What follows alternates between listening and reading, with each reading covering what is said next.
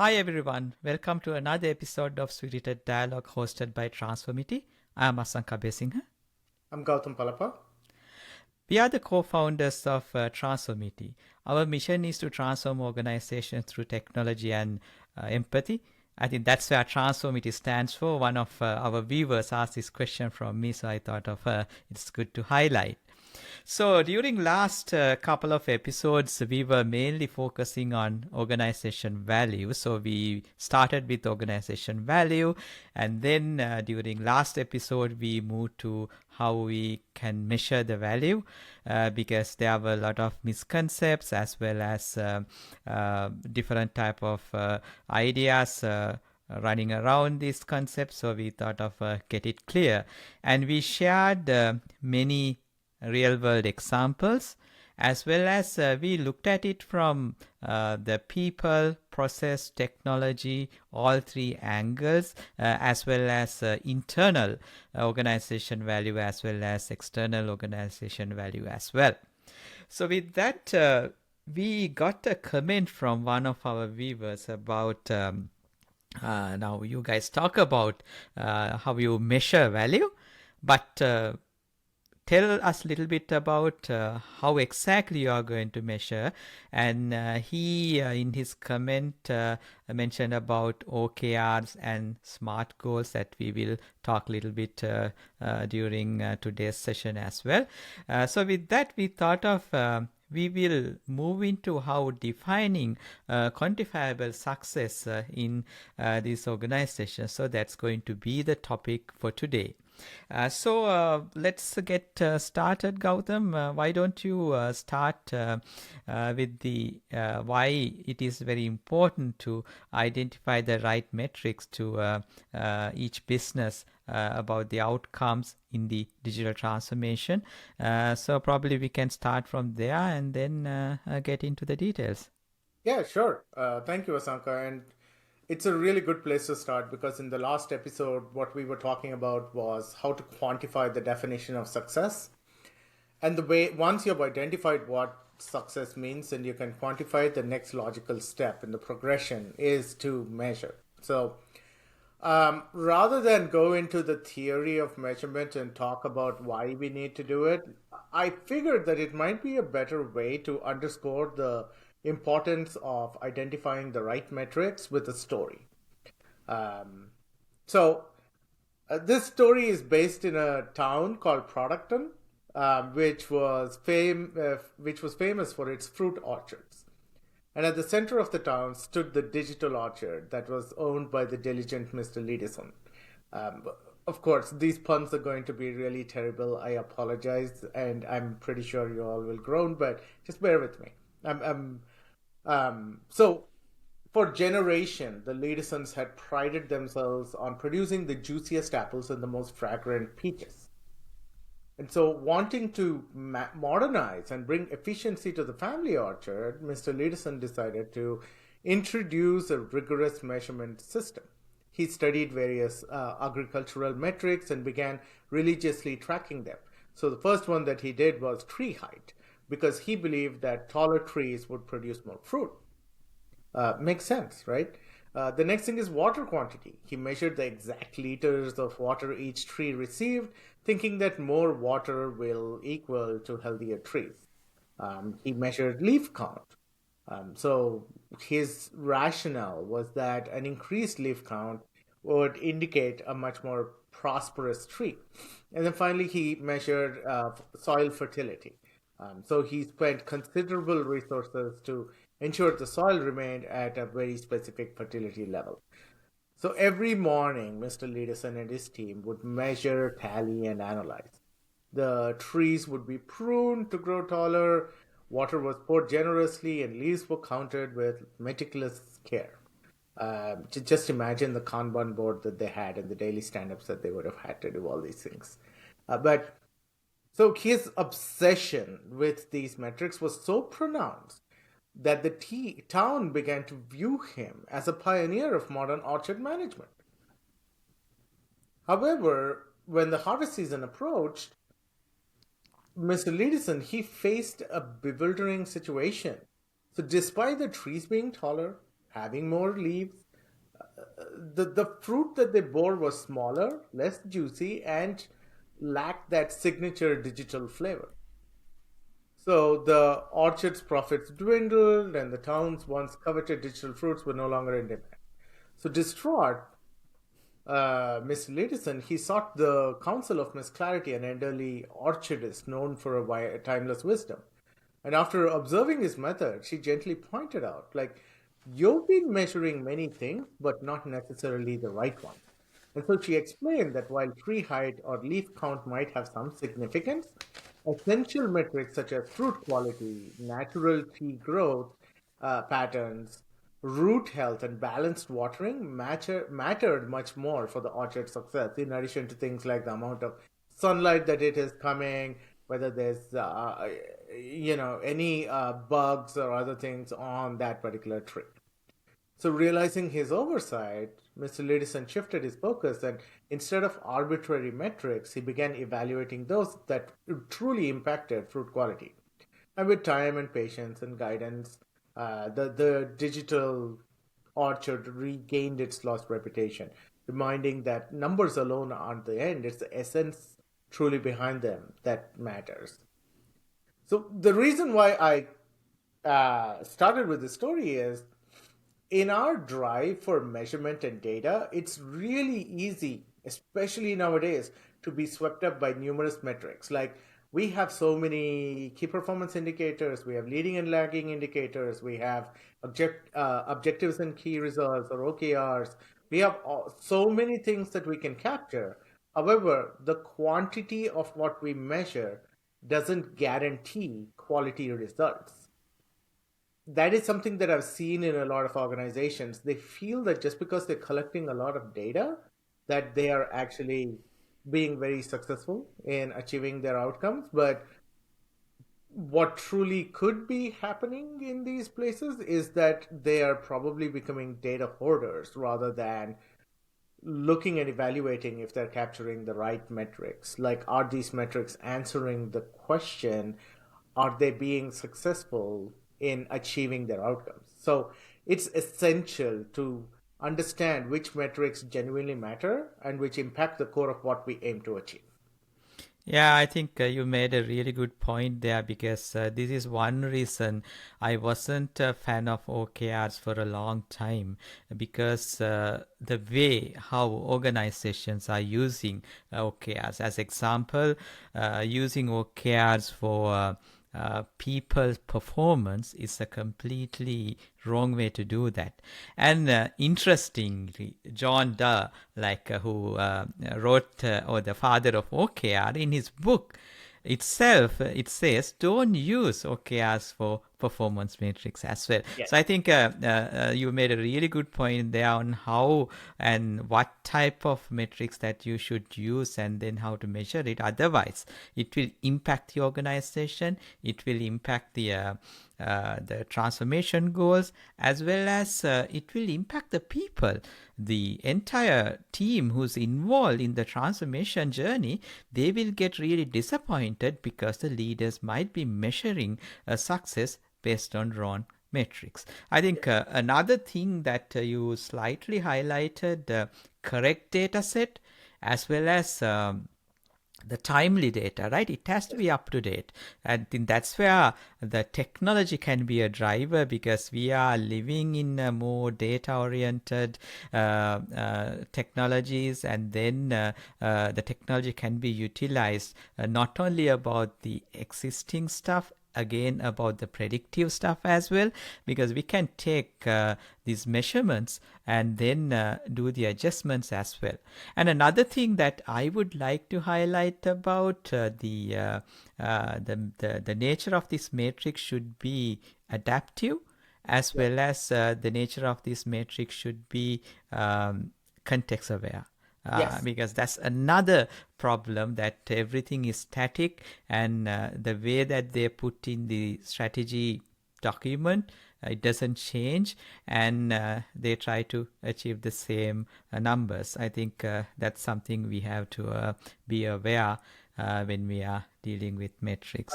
I totally agree with that. And so let's break it down a little bit. A, a common mistake or maybe an anti-pattern that some leaders have is they take these OKRs or KPIs, right? So Yeah. those are meant for systems. Those are meant for processes. Those are meant for something that is very deterministic and discrete. So Yeah. anyone who is a fan of control systems knows that the way to measure a system or an environment or a process is to use deterministic approaches and discrete approaches. Humans, unfortunately, are non-deterministic and non-discrete. So it really is hard for us to quantify and reduce them into those small buckets and try to put them into a system or a framework that actually measures systems and processes. So that's where I also have a lot of problems where we talk about OKRs with humans and with people. That's probably not where we want to go. The other thing that I want to emphasize is they are we need to make sure that the metrics evolve as well. The measures evolve based upon the outcomes and based upon the information. You talked about context awareness and talking about adaptability. That's truly what we need. They're not once and done. Our Every time that we meet, we need to ask the question, are these the right measures that are helping us guide towards the outcomes, towards the success that we're doing? Things can shift, market can change. We shouldn't be static in what we're measuring. So that's another anti-pattern that I do observe. Yeah, that's great. So with that, I think we can move to the next topic about how can leaders identify the right measures for their organization business outcomes. Yeah. Yeah. So for this, I think we started talking about this in the previous episodes. I think what I'll do is drill down so that our viewers and audience can follow along with the rationale and the way to drill down in, right? So the examples that we use, the first one was customer centric, which was improving patient experience. And then we had providing a contactless experience for the travelers. And then from a process-centric perspective, we had more frequent releases to production. Um, there is another thing around the people-centric approach to create balanced teams to improve delivery and innovation. So if we get time, we'll probably get to that. But let's start with the first one, which is improving the patient experience. So that was the outcome that we identified, the value that has to be created, right? And so for that, we defined the definition of success as if we reduce the wait time between patient check-in and physical encounter by 26%, then we consider that a success. So that was one of the ways to measure success in that particular organization. So for that thing, what are the measures that are really needed? And we can go into many ways, but I like to keep it more around measures that don't involve too much of manual intervention. And we get a lot of this from the systems themselves. So for this particular thing to reduce the wait time, what we can measure are like the cycle time, the touch time, the wait time, arrival rate, the processing rate, number of servers, the customer satisfaction survey, and then the NPS score. Those are some really simple ones that we can use. And most of these can be gotten from the system itself. You don't have to have manual intervention to do it. The next one I think the second one was to provide a contactless experience for customers or for travelers. Um, and so I think one of the examples we said was we should enable 60% of the rooms to have online check-in and mobile feature functionality. So for that, for example, if we're looking at online check-in and mobile key, it's really easy to capture the traffic, the user interactions per session, the session duration, the success rate, the error rate, the number of rooms that were equipped, and then the activation rate. Those are really simple things that we can get from the system itself. So again, the goal is not to bring in a manual overhead, but at the same time, we want to make sure that we're collecting the measures that answer the question, am I driving towards the success? Where success for me was to enable that 60% of the rooms were having an online check-in and mobile key functionality. The third one, and then I'll pause here, Asanka, so that you can add your thoughts. The third one was process-centric, which was having smaller, more frequent releases to production. And if you're in a product-centric organization or a service-centric organization, this will appeal to you. What we said the definition of success is we want to reduce the release time from whatever it is, let's say 6 months right now, to 21 days. And if this is the thing, there are so many metrics. I mean, this is where a lot of people choose KPIs and they choose OKRs and all these various things. You have DORA metrics, we have a lot of other metrics that we can use, but at a bare minimum, you want to look at the deployment frequency, the time to value, the mean time to market, investment ratio, your time to commit, time from commit to deploy, for example, and then your employee NPS score.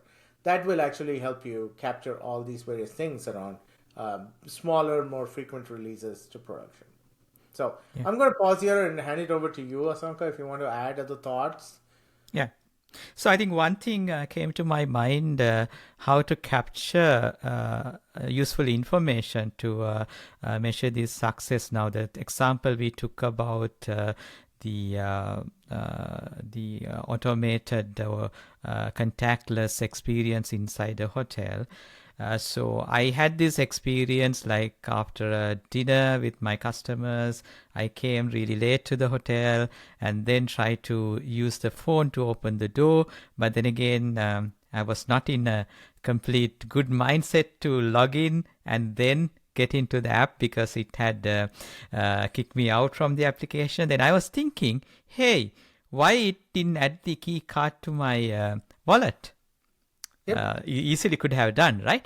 So at that point, if I had a way to provide that feedback to the hotel, I think that would have been great, right? So I think this the feedback with emotions is what matters. Not like these lengthy surveys or something that they send after that. The real time and easy way of giving this emotional feedback is very, very important because going back to some of the topics that we discussed, it's about the experience, right? The entire this thing is about the experience and the value is the outcome of that. So how we can capture these different type of data points based on their experiences, and we keep on improving by gathering this data from these stakeholders.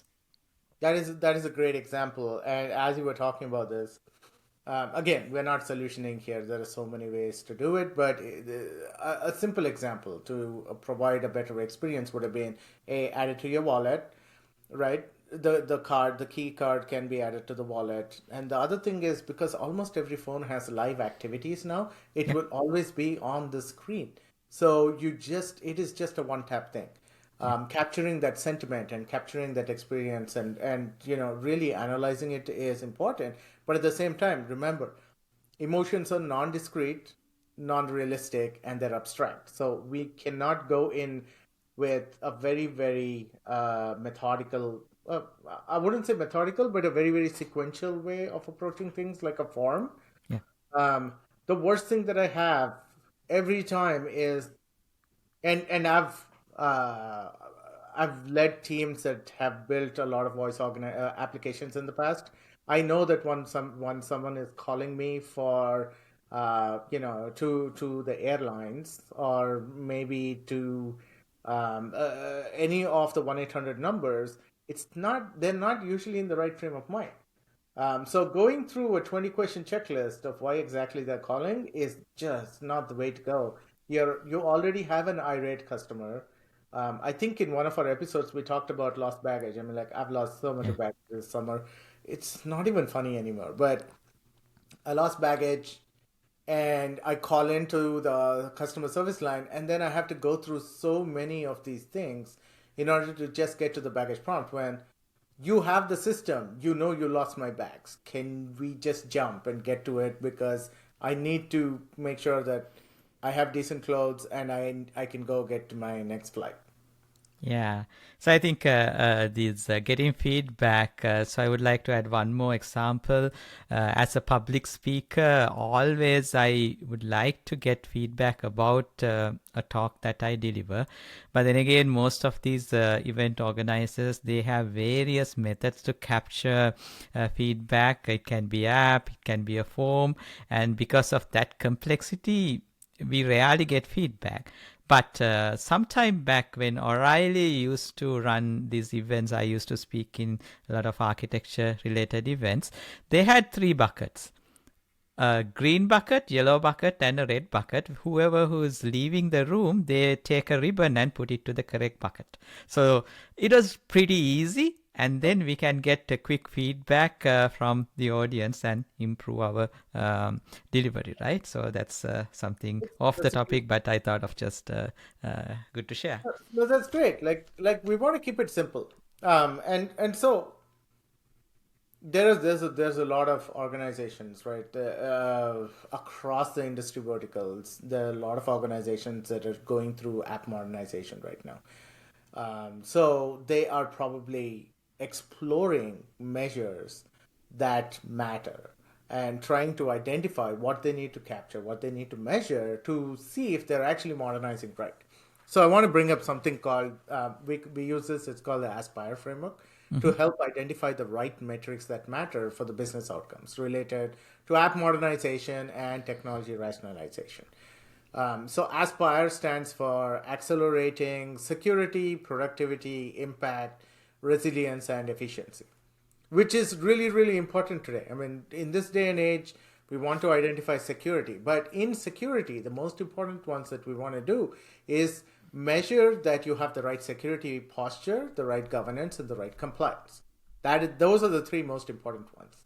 From a productivity perspective, we want to make sure that we measure the processes, developer productivity, and operator efficiency. Those are the three that are important. We have a lot of impact measures that people already do, but somehow they limit themselves only to the dollar amounts. But we want to go beyond that. We want to go into the return on investment, the innovation, the profitability. There are a bunch of other things that we can do. Resiliency is another one where we look at all the LETs. You have the scalability, the availability, and the resiliency, and the health, self-health, all those various things. That's important to do. And finally, efficiency. You want to get to the market as quickly as possible. So this is where you have a lot of these traditional metrics that comes in, the technology metrics, the process metrics, and you cannot forget the people metrics because at the end of the day, people are the true value creators. So that's the Aspire framework. Sometime later, we probably will be diving in deeper with it, Yeah. with the Aspire framework, but it is accelerate, security, productivity, impact, resilience, and efficiency. Yeah, I think that's a really good way because having some kind of a framework and a guidance will help. And one advice we can give for these organizations, always look back about your purpose as well, because sometimes the purpose will get lost like while during your digital transformation journey. So always look back what was that higher purpose and align some of these metrics to that as well. So I think we discussed a lot during this spiritual dialogue, and I hope everyone did enjoy our conversation. For the benefit of the viewers, Gautam, why don't you quickly summarize what we discussed today? Sure. So, in this spirited dialogue, I told a story. We talked about identifying the value of um, capturing the right metrics to track success. We then went to some use cases of what the potential metrics could be for customer centric, people centric, and technology centric business outcomes. We introduced the Aspire framework, which is a way to identify relevant metrics, which is to accelerate security, productivity, impact, resilience, and efficiency for as organizations modernize their apps or traverse through their digital transformation journey. And then we also talked about visual indicators as being really essential to promoting the value created through these initiatives in flight. And then the fact that they should not be static and we should always revisit them at regular intervals, have the right feedback loops to make adjustments or realignment as needed, and to always ensure that our goals of capturing the metrics, asking the questions if we are achieving the definition of success, is to ensure that we are achieving the right business outcomes that align with our purpose or our why. Great, great. I think usually we recommend some additional readings as well. So I thought of add two things for the today's discussion. So I would like to recommend two books. First one is about Measure What Matters by John Doerr. So this book. And then to find the middle path, I thought of recommend another book, The Infinite Game by Simon Sinek. So then you can find the middle path of how to define these metrics as well. So that's it for today. Hope all of you enjoy our conversation, and please get engaged with us. Put a comment, as well as if you want to contact us, you can contact us through our contact us form, as well as you can connect with us from social media as well. And we have a news via our podcast is available on Spotify as well, and YouTube, and as an embedded video in our blog as well. So until next time, from all of us at Transformity, cheers. Cheers.